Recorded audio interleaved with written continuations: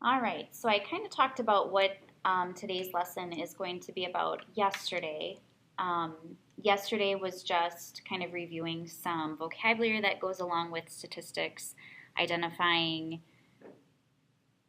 samples, populations, what types of studies that you have.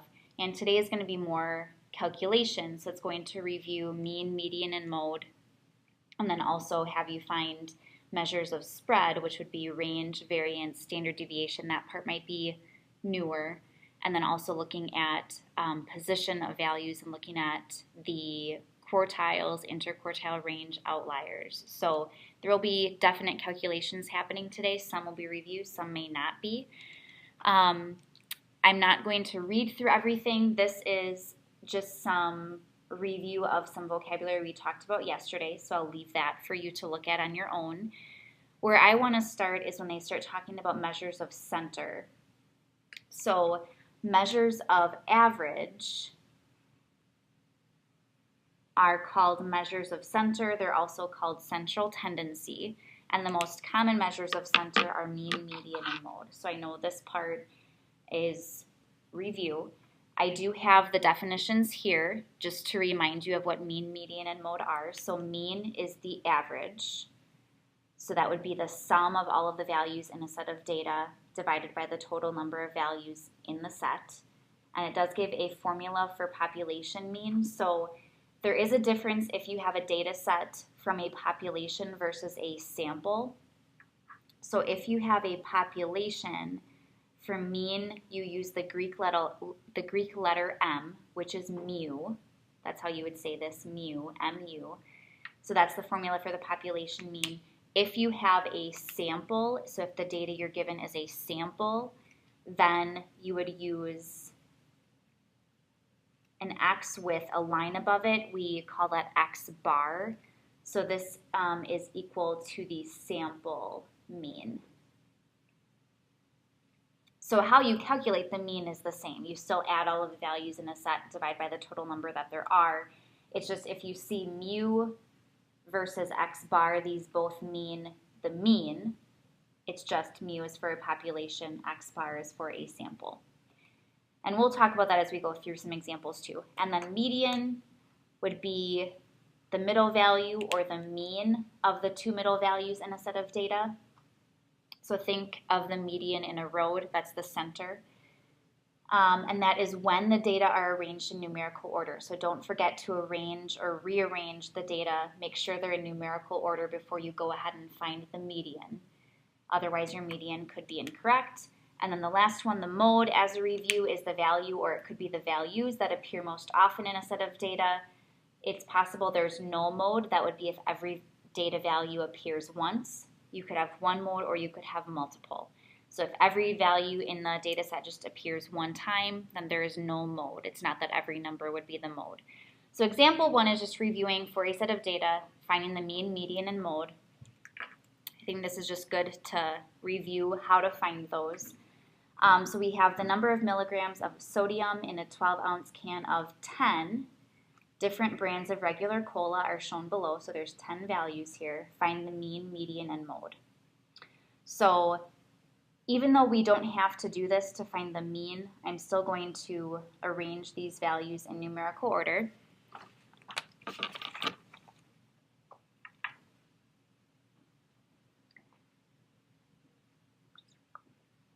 So we have 10 is the smallest value, and usually what I'll do is when I arrange these in numerical order just to keep track of everything, once I list the number again, I'll cross it out so I can keep track. And then we have 15, and then 20, 25, 30, 35. 35 is actually listed 3 times.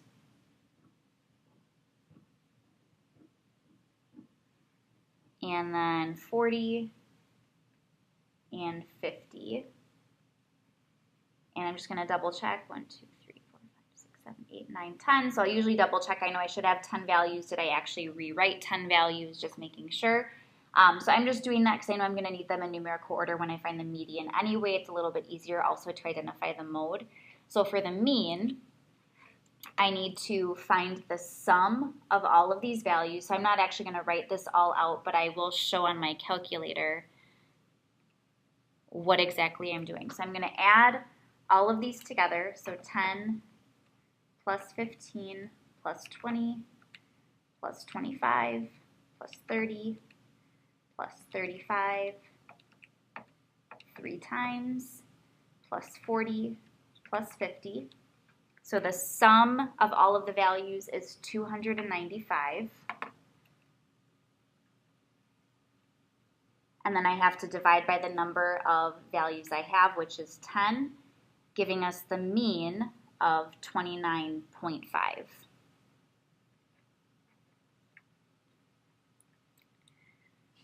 All right, I'm just going to try to focus this a little better. It seems a little blurry. There we go. Okay, then for the median, I need to find the middle value or the mean or average of the two middle values if there's more than one. So I'm going to kind of cross out a value from each end, work my way to the middle just so I can keep track. So one value from each end, second, third, fourth. And I actually find that I have two middle values, 30 and 35. So the median is the average of those two numbers. So I would need to add 30 plus 35, which is 65, and then divide that in half. So 32.5 is the actual median.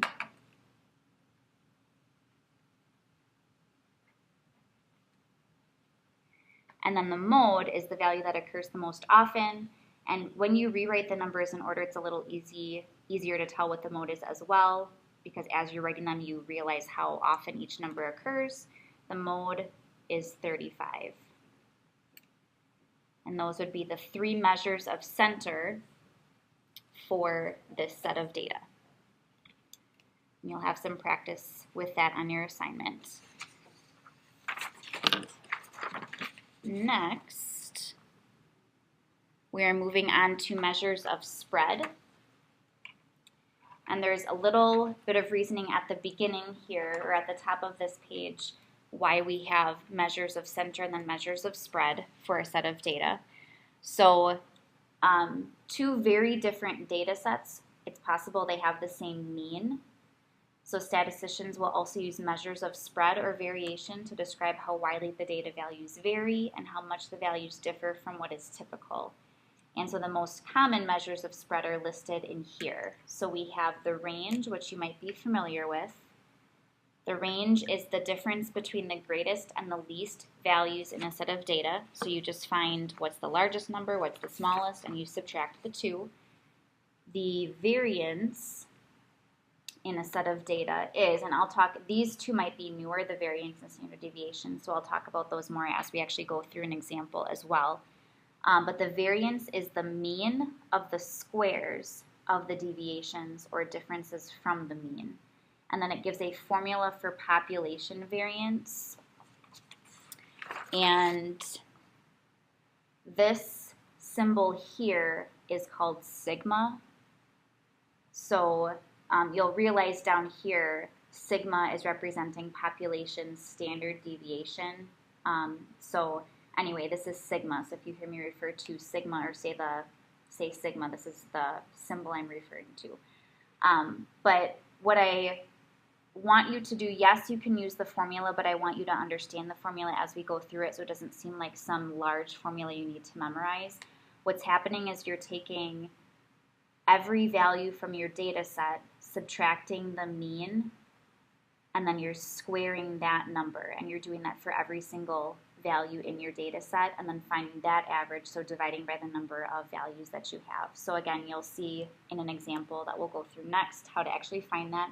So it is represented by sigma squared, because then the standard deviation is the average amount by which each individual value deviates or differs from the mean.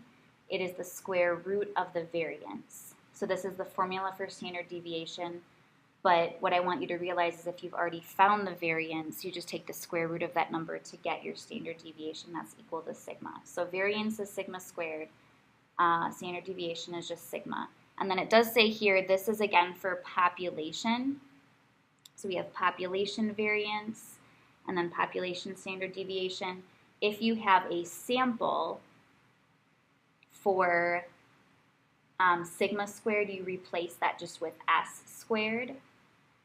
And then we know already for the mean, population mean is mu, sample mean is x bar. And then in the formula here where you're dividing by n, for population you actually divide by n minus 1 if it's a sample. And it does explain off to the side why you would want to do that.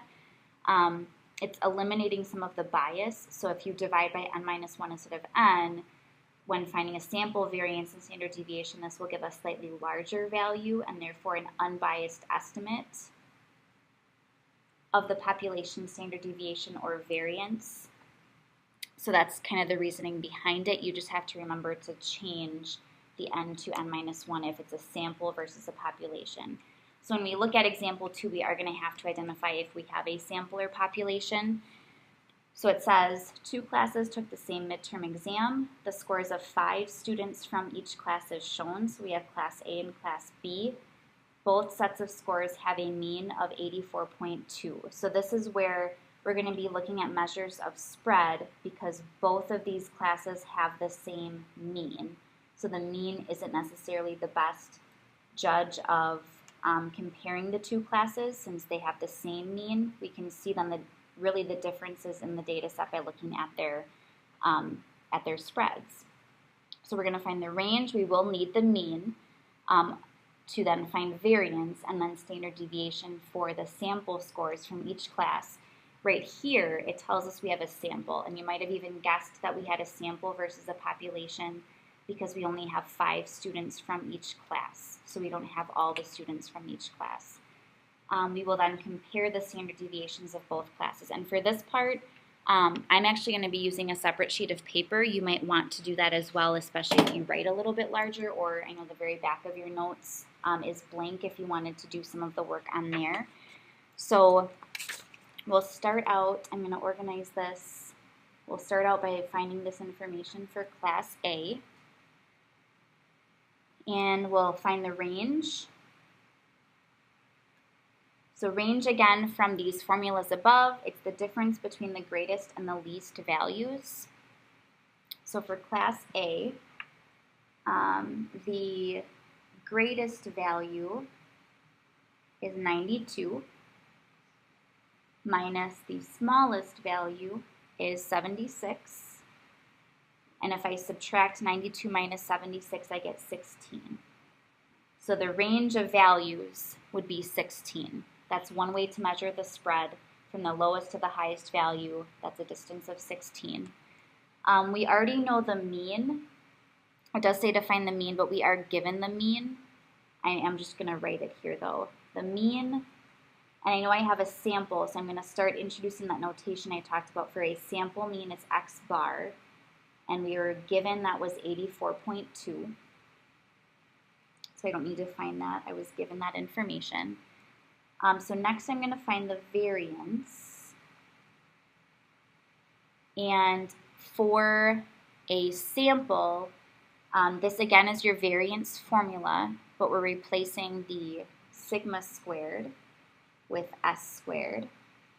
I need another letter of recognition to get a chance, just one more scholarship. Thanks. Can you send me an email? Yeah. Sorry about that interruption.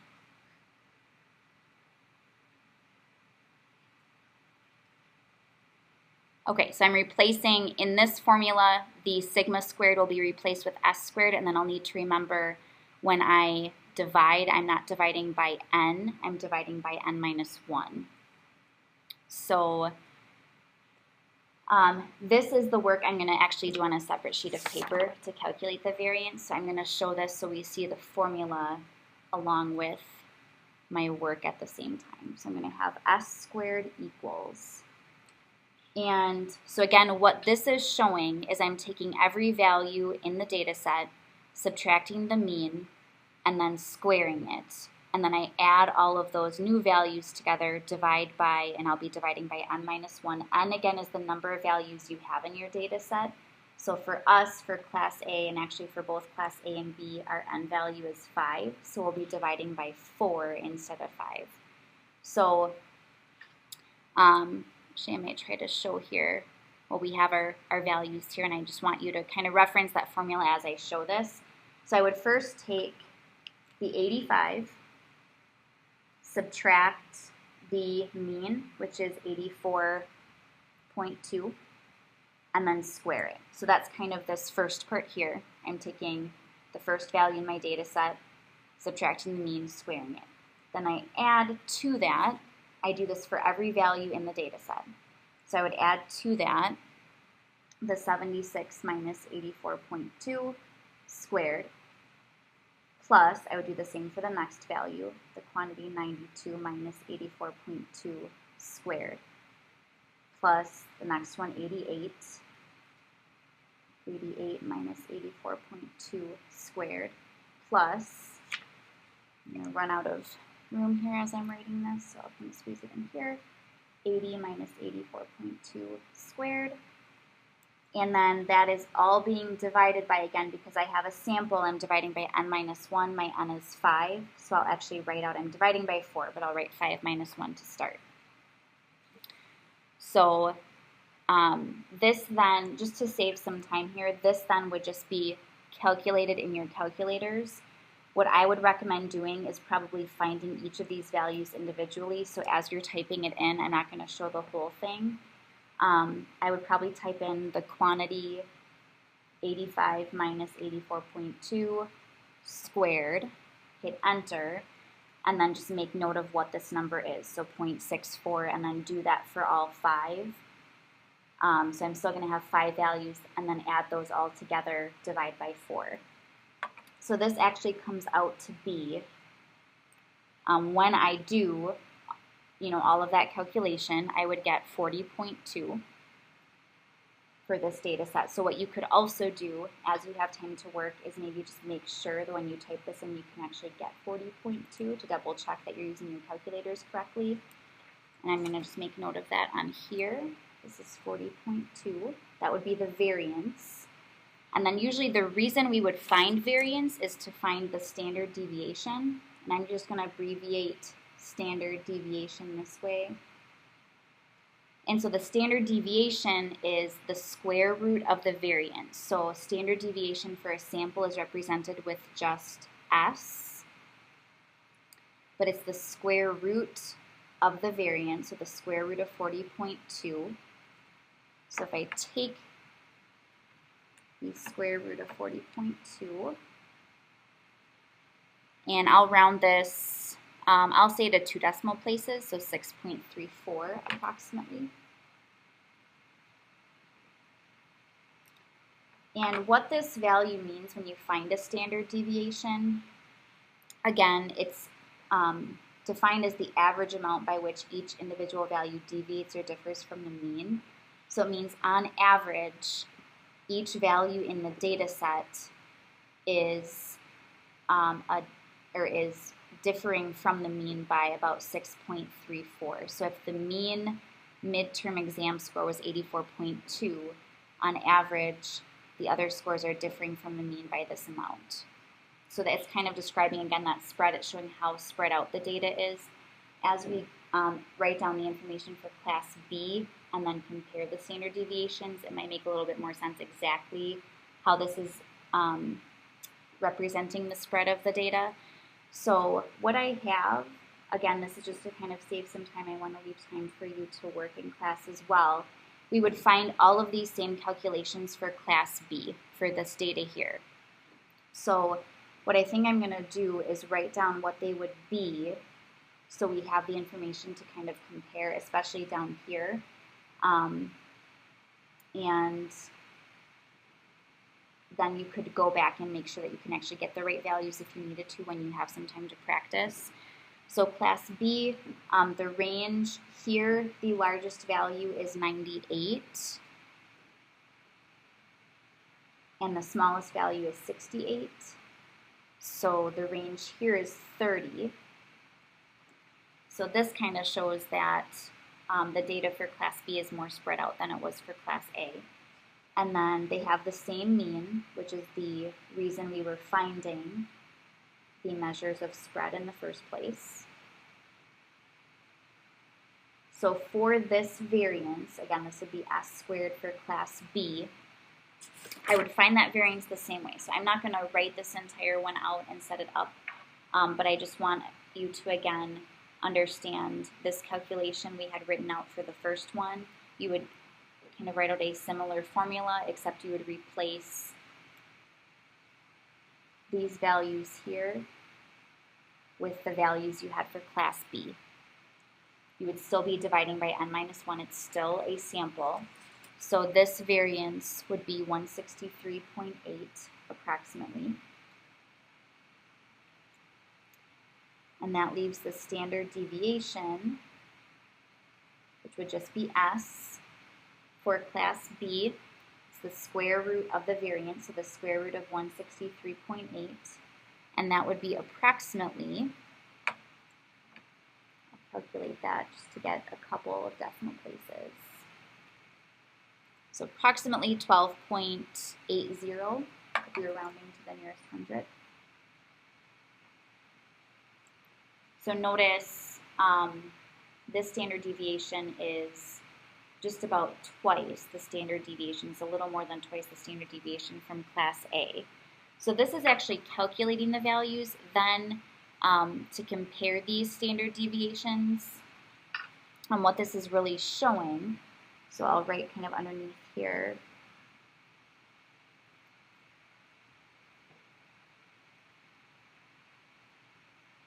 What this is showing is when you have a larger standard deviation, that means your data is more spread out. So on average, the values are differing from the mean by this amount, or differing from one another by this amount. This is kind of the distance between the values is kind of what it's saying there. So if you want a stronger set of data, you want a smaller standard deviation because you want the data to be less spread out. So I would say here, for the comparison, since the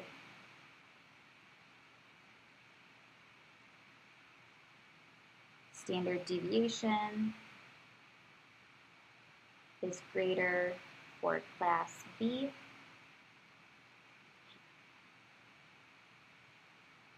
Class B has more variation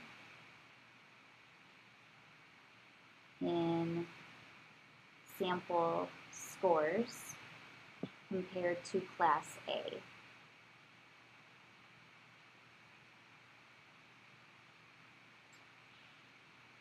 So that would be one way to phrase it. We know then Class B, it's just showing there's a greater spread in those scores. And we'll be referencing standard deviation throughout this chapter as well.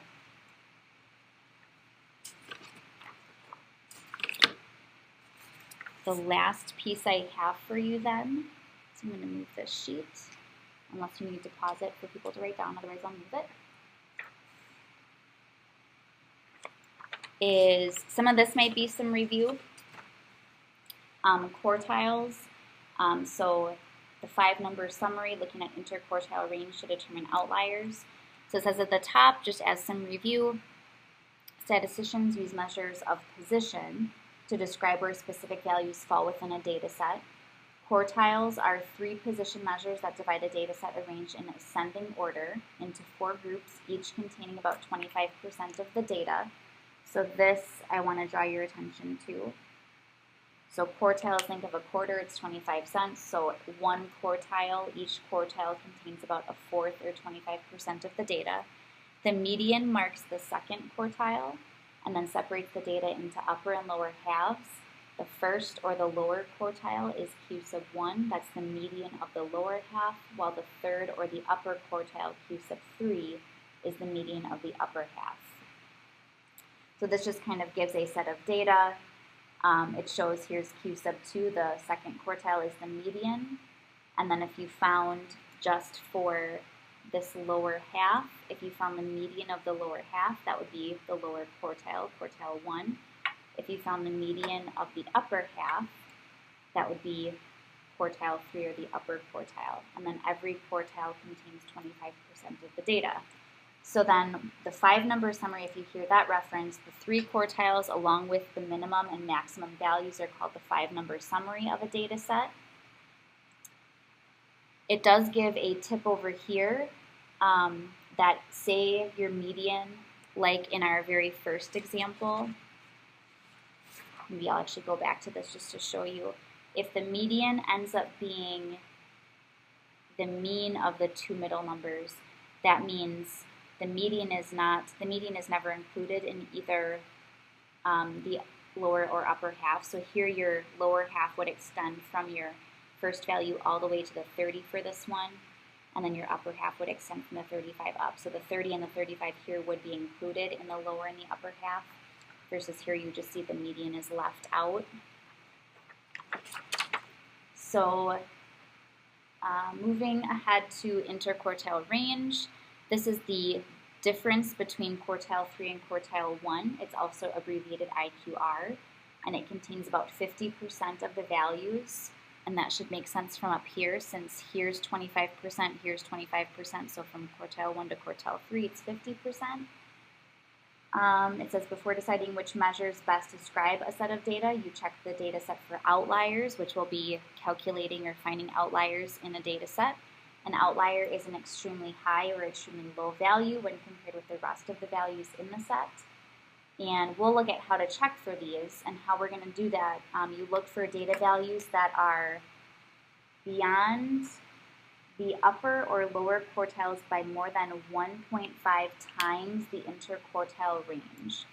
So we'll be calculating 1.5 times the IQR and then going beyond the upper quartile and beyond the lower quartile by that amount to see if we have any outliers. So we'll be looking at that actually in part C.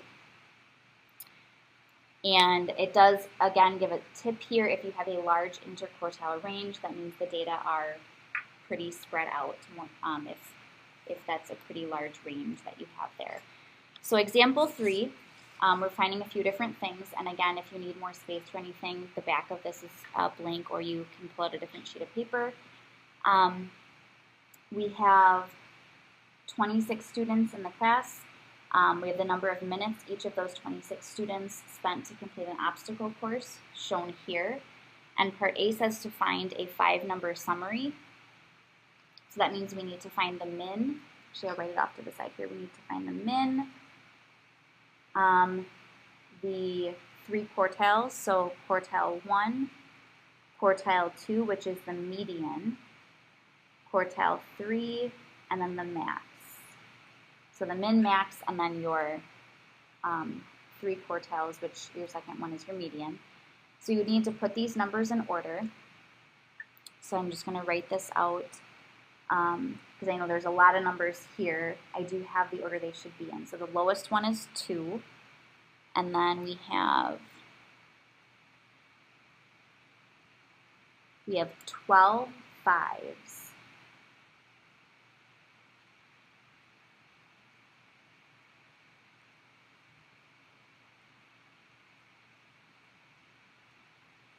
And then we have 5 6s.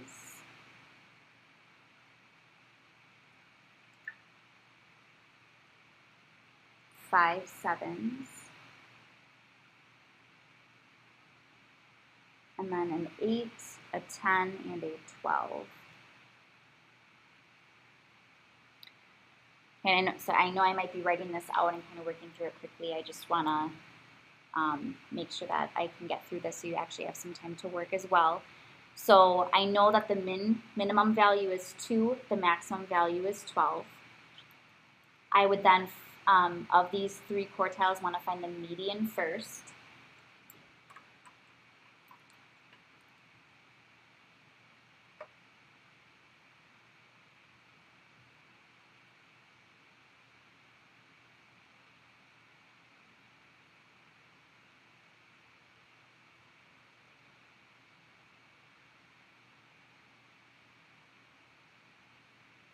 Okay, so it actually ends up being in between where you see the last 5 and the first 6.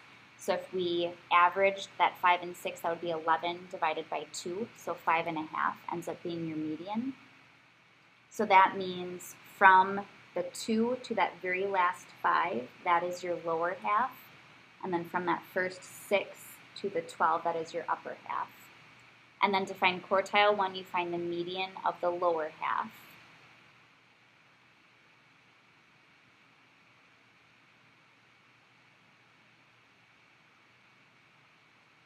And that ends up being, it is 5. You probably could have guessed just based on the numbers there. And then the quartile 3 is the median of the upper half.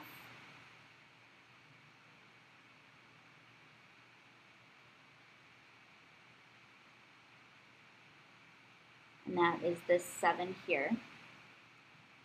I could probably label this as Q sub 1, this is Q sub 3.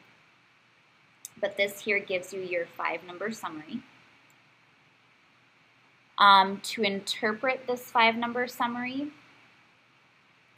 what I'm really looking for here is that you understand that each quartile contains about 25% of the data. I guess I could label here, this is where quartile 2 was, the median. So what this is saying, really interpreting this, I know that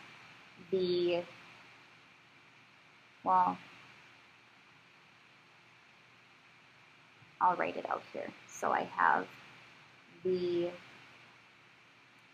minimum time was 2 minutes. So it's interpreting these 3 values. The minimum time was 2 minutes.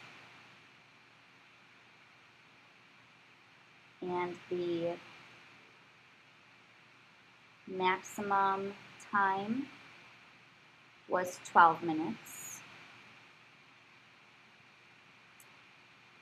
Then to interpret the 3 quartiles, I'm going to start out with quartile 1. What this means is from the minimum to quartile 1, that's 25% of the data. So I can say 25% of students, this is talking about students finishing an obstacle course. So 25% of the students finished in 5 minutes or less.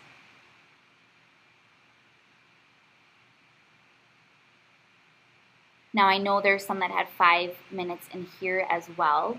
And this is, I guess, is just a more unique set of data with the number of students that actually finish at the same time. But just interpreting these values, that would be the interpretation from 2 to 5, that's 25% of your data. So now I could say, if I go from the minimum to quartile 2, this here is 50% of the data, and my quartile 2, my median was 5.5 minutes. So then I can say 50%, actually I don't need to say of students again, 50% finished in 5.5 minutes or less. And then for quartile 3, that was 7 minutes. So from the minimum up to quartile 3, that would be 75% of the data. So I can say, and 75% finished in 7 minutes or less.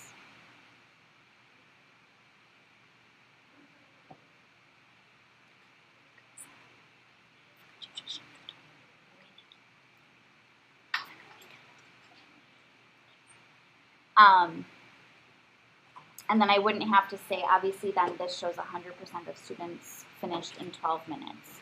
But that's kind of how to interpret, or that's one way to interpret the quartiles. Then, moving on, if I need to identify any of the outliers in the data set, this is what it was describing up here. You're looking for values beyond the upper or lower quartiles by more than 1.5 times your IQR. So I'm first going to have to find the IQR, which is, again, it was defined up here, it's the difference between quartile 3 and quartile 1. So that would be, quartile 3 is 7, minus quartile 1 is 5. So my interquartile range, IQR, is 2. And then what I'm going to do right away is multiply the IQR by the 1.5. So I'm taking 1.5 multiplied by 2, and that would be 3. So here's how you identify if you have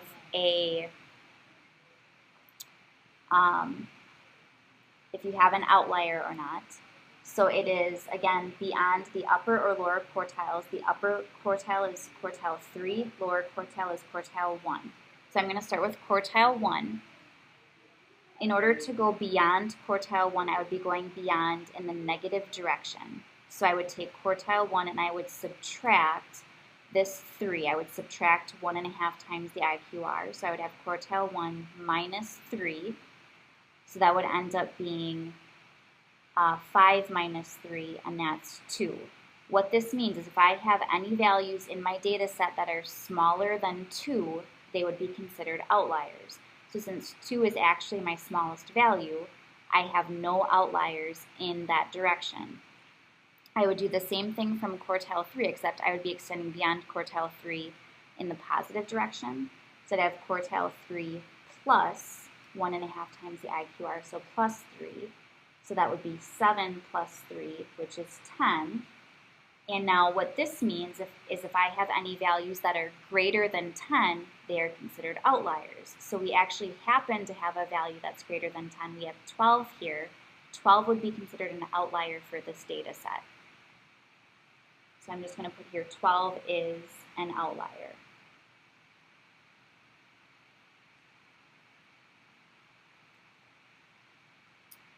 Okay, and then why you might identify outliers. Part D is asking you to find the mean, median, and mode, so these measures of center and then the range, that measure of spread, of the data set with and without the outlier. So with and without the 12, and then describe the effect on each measure. So I'm going to find I just want to show you what the effect would be. So I don't think it's necessary to go through how to find the mean, median, and mode. We did that in example 1, or even the range. So I'm going to give you what these are, show you how you could easily find them if you take the 12 out, but show you what these are, and then just to kind of explain the effect that it has. So the mean, again, I'll just talk about how you would find that. You would add all of these values together, and then you would divide by 26. So the mean ends up being about 6.04. The median we already found, that was 5.5.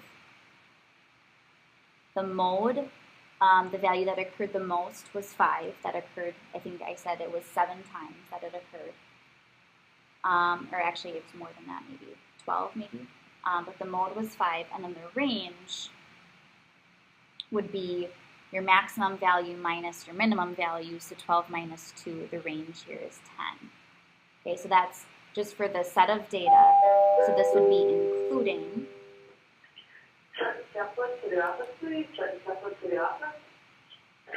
including the outlier. And now if I remove the outlier, which is 12 from the data set, we'll see how that affects each of these values.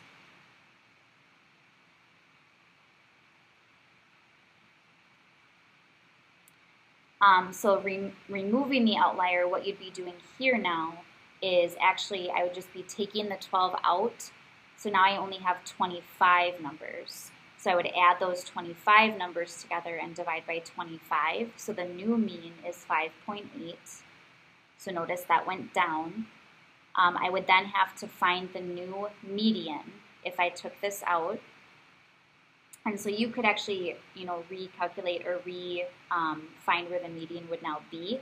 The median would end up being 5, so that also went down. The mode doesn't change. 12 doesn't affect the number of 5s that we had, taking that out. The range changes, though. If the 12 is gone, the highest value is now 10, and 10 minus 2 is 8. So the range also decreases. So it didn't affect the mode. But notice, because the outlier was a higher value, really what that was doing is it was making our measures of center and even our range, it was increasing those values, versus if you take the outlier away, you have a more accurate representation of your center and spread. So your mean, median, and your range all decreased. So describing the effect on each measure, I could just say the mean, median, and range decreased. And I would expect that to happen if my outlier is a higher number. If I had a lower outlier and I removed it, I would expect the values then to increase by taking out the lower value, because that outlier would actually be pulling everything down. So the sub is now going to pass out your assignment. You have time to work on that. Please let me know if you have questions, and I will see you on Monday.